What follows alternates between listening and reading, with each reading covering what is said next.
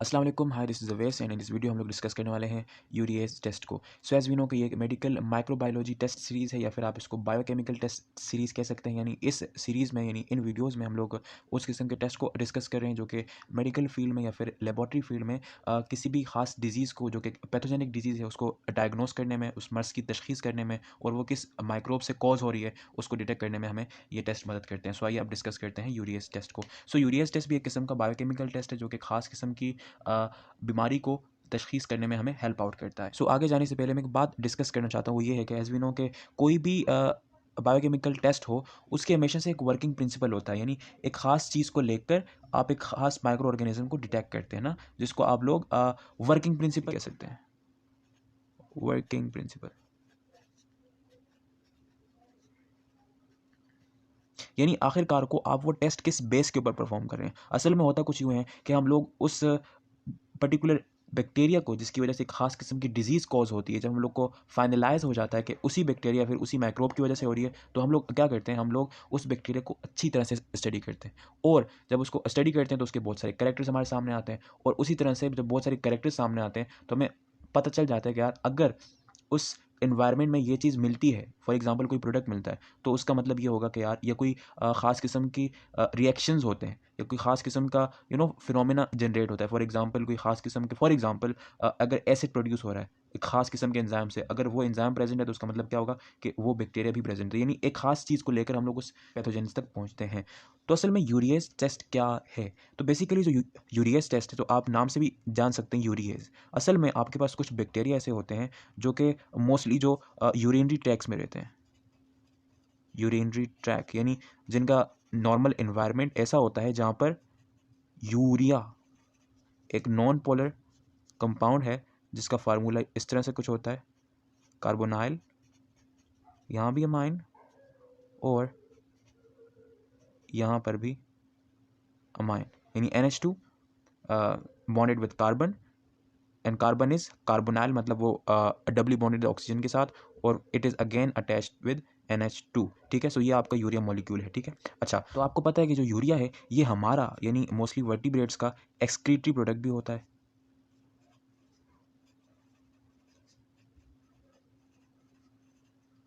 इस excretory product को जो आपके बैक्टीरिया हैं वो यूज़ करते हैं फॉर द नाइट्रोजन सोर्स। वो क्या करते हैं, वो इस यूरिया को यानी NH2 carbon which is double bonded with oxygen NH2, वो इसको ब्रेक करते हैं into ammonia and carbon dioxide, और वो एक खास किस्म के एंजाइम की मदद से करते हैं।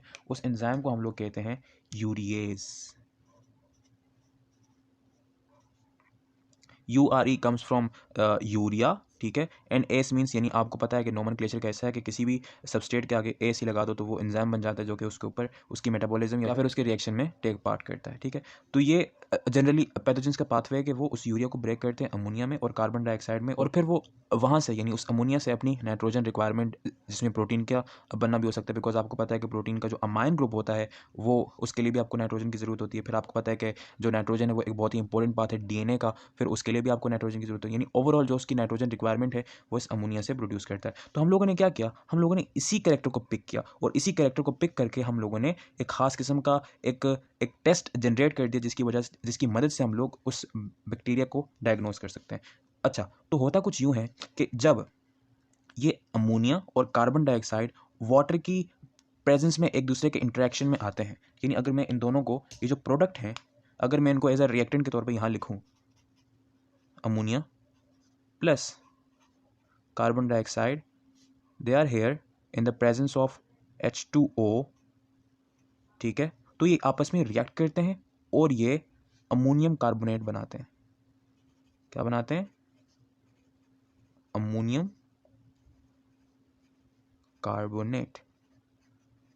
यानी अगर इसका एक सिंपल सा अगर फॉर्मूला लिखें तो कुछ इस तरह से होगा कि NH4 अमोनियम एंड कार्बोनेट। ठीक है, सो वो ये प्रोडक्ट फॉर्म करते हैं। ठीक है, यानी नॉर्मल रिएक्शन है कि अगर ये अमोनिया और कार्बन डाइऑक्साइड आपस में इंटरेक्ट कर रहे हैं in the presence of water तो it will form this ammonium carbonate. अच्छा, इस अमोनियम कार्बोनेट की एक खास बात ये है कि ये थोड़ा सा नेचर में एल्कलाइनिक है। What it is, this NH4 is a bit अल्कलाइनिक।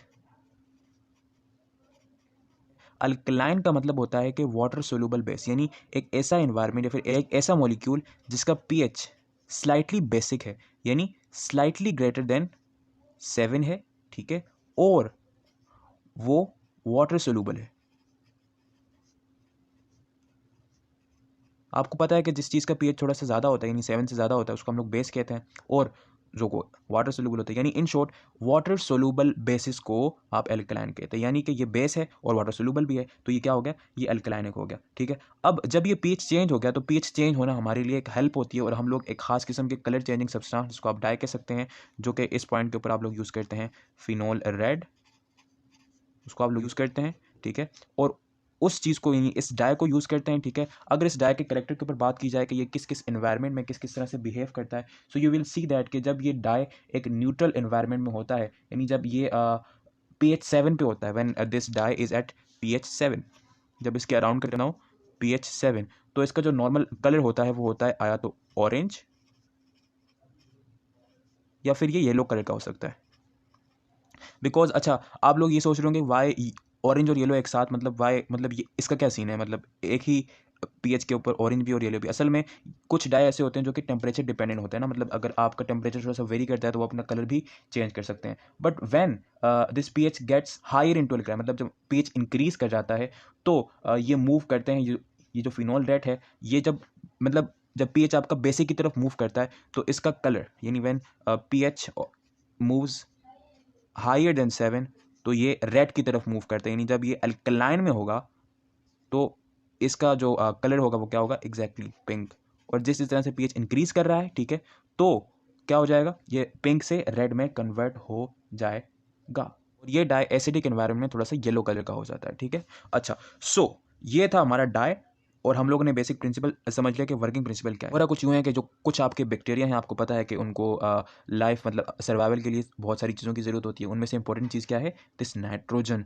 तो वो बैक्टीरिया जो कि मोस्टली आपकी यूरिनरी ट्रैक में, फिर इस तरह के एनवायरनमेंट में जहाँ पर यूरिया रिच अमाउंट में प्रेजेंट है, वो लोग यूरिया को कंज्यूम करते हैं for the sake of their nitrogen source. तो फिर वो यूरिएज एंजाइम यूज़ करते हैं और इसको ब्रेक करते हैं इनटू अमोनिया और कार्बन डाइऑक्साइड। अच्छा, तो when they break this urea into ammonia and carbon dioxide, so अब क्या हुआ, जो ये अमोनिया और कार्बन डाइऑक्साइड था, जब इन्हें वाटर की प्रेजेंस मिली, जब इसका इन्वायरमेंट हाइड्रिक हो गया, यानी हाइड्रेशन उसके इर्द गिर्द ज़्यादा हो गई इस अमोनिया और कार्बन डाइऑक्साइड की, तो वो स्टेबिलिटी हासिल करने के लिए आपस में जुड़ गए, उन्होंने क्या बनाया, अमोनियम कार्बोनेट। और अमोनियम कार्बोनेट क्या है, स्लाइटली अल्कलाइनिक, या फिर पीएच उसका थोड़ा सा ज़्यादा, यानी वाटर सोल्यूबल है, ठीक है। और फिर आपको पता है कि हम लोगों ने एक डाई को यूज़ किया, फिनोल रेड, ठीक है, जो कि अराउंड 7 पीएच के ऊपर ऑरेंज और येलो कलर की होती है, और जब पीएच थोड़ा सा स्लाइटली लार्जर होता है, यानी जब वो स्लाइटली ग्रेटर देन 7 होता है, यानी जब वो बेसिक की तरफ जाता है, तो वो पिंक और फिर बाद में रेड हो जाती है, ठीक है। अच्छा, सो ये तो हो गया वर्किंग प्रिंसिपल। अब एक्चुअल में परफॉर्मेंस किस तरह से होती है इस टेस्ट की, तो होता कुछ यूँ है कि हमारे पास दो किस्म के मीडिया हैं जिसके थ्रू हम लोग ये टेस्ट परफॉर्म करने की कोशिश करते हैं। अच्छा, so the number 1 media is Christensen's urea eager.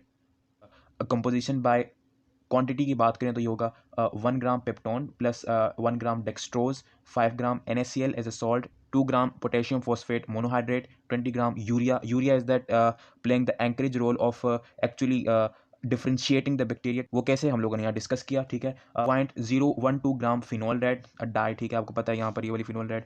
अच्छा, 15 to 20 gram agar working as a solidifying agent, और प्लस 1 लीटर वाटर, यानी ये तमाम चीज़ें आप 1 लीटर पानी में हाइड्रोलाइज कर दें, या फिर इसको हल कर दें, सोल्यूबल कर दें, सॉल्व कर दें, डिजोल्व कर दें, तो आप उसके बाद जो आपका मीडिया तैयार होगा उसका नाम क्या होगा, क्रिस्टेंसेंस यूरिया एगर। सो जो दूसरा मीडिया है जिसको आप लोग मोस्टली यूरिया टेस्ट के लिए यूज़ करते हैं, वो है स्टुअर्ट्स यूरिया ब्रॉथ। अगर उसकी कंपोजिशन बाय क्वांटिटी को देखें तो वो होता है 0.1 ग्राम यीस्ट एक्सट्रैक्ट, ठीक है, 9.1 ग्राम पोटेशियम फॉस्फेट मोनोहाइड्रेट, ठीक है, 9.5 ग्राम पोटेशियम फॉस्फेट डाईहाइड्रेट, ठीक है, और 20 ग्राम यूरिया, 0.01 ग्राम फिनोल रेड, और 1 लीटर वाटर। यानी इस तमाम चीज़ों को जब आप 1 लीटर वाटर में ऐड करेंगे, यानी उसको डिजोल्व करेंगे, so the media will be your Stuart's urea broth. अच्छा, सो आपने इन मीडिया को यूज़ करना है फॉर योर यूरिएज टेस्ट। अच्छा, तो इसका क्या प्रोसीजर क्या हो सकता है, बहुत ही सिंपल है। ये दोनों मीडिया आपके सामने, आपकी मर्जी जो आपका अवेलेबल है, ठीक है, जो आपकी, अच्छा, ये जो दो मीडिया हैं, ये दो इसलिए हैं बिकॉज ये डिपेंड करता है स्पीशी के ऊपर कि आपकी कौन सी स्पीशी, यानी आपका सस्पेक्टेड जो कल्प्रिट माइक्रो ऑर्गेनिज्म है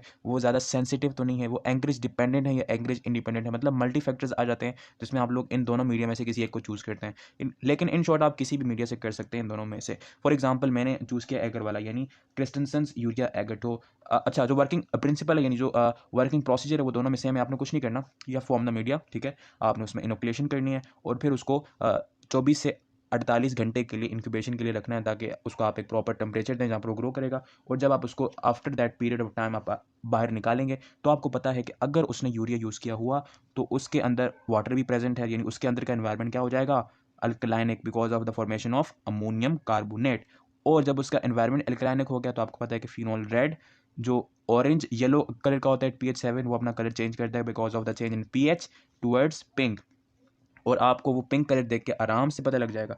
इनिशियली आपका जो कलर होगा वो क्या होगा, आया तो ऑरेंज होगा और आया तो येलो होगा, ठीक है। लेकिन अगर वो यूरिया यूज़ हुआ, अगर वो यूरियाज एंजाइम काम कर रहा हुआ तो पीएच क्या होगा, डाउन हो जाएगा और आपका जो कलर है वो चेंज हो जाएगा into, and when the colour change into pink, so आप लोग यहाँ से ये प्रेडिक्ट कर सकते हैं कि भाई ये पिंक हो गया है। इसका मतलब ये कि there is the presence of urease, यानी यहाँ पर वो यूरिएज एंजाइम काम कर रहा है। मीन्स कि हम लोग जो सस्पेक्ट कर रहे थे जिस स्पीशी का कि उसका ये करेक्टर है, तो आपका जो सस्पेक्शन है वो सही साबित हुई है। अच्छा, यहाँ पर एक टिप है कि नॉर्मली जब आप लोग इस तरह से कंपेयर करते हैं, मतलब आपकी जो आइडेंटिफिकेशन होती है वो on the basis of colour change होती है, तो नॉर्मली आप अपने उस मीडिया के साथ जिसके अंदर आपका इनोकुलेशन है उसके साथ एक कंट्रोल्ड मीडिया भी रखते हैं, ठीक है। फॉर एग्जांपल मैंने क्या किया, मेरे पास 2 टेस्ट ट्यूब थी, ठीक है। एक मैंने दोनों के अंदर मीडिया डाले, लेकिन मैंने एक के अंदर इनोकुलेशन की और एक को ऐसे ही बिल्कुल क्लोज करके रख दिया, ठीक है।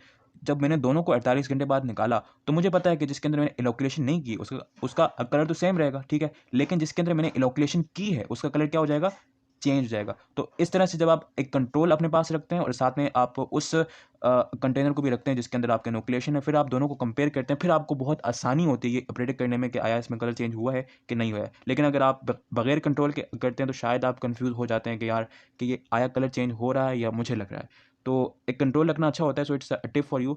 सो that's it with the urease test. I hope so कि आपको समझ आई होगी इस वीडियो की। If you like this video so please share it with your friends और एनीवन जिसको भी इस वीडियो की ज़रूरत है। Thank you so much for watching this video. Have a nice day. Good bye.